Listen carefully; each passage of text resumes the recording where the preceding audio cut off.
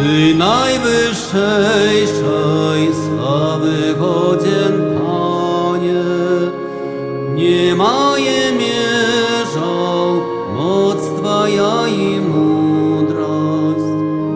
I прославлять Ciebie ja pragnu, Bożo, choć sam niosу sobie i grzechy słabość.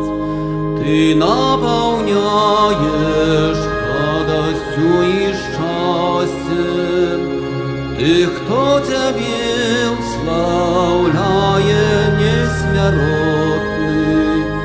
Ty nas stworzył, aby do siebie przybliżyć, bo все dobro земли перевышаешь.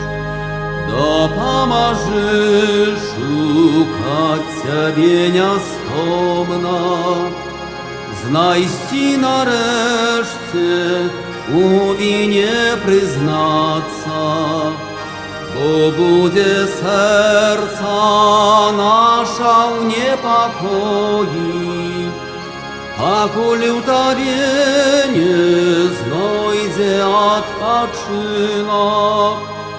Усемогутный, Боже неспостижный, усіх створенняв Ти один амета.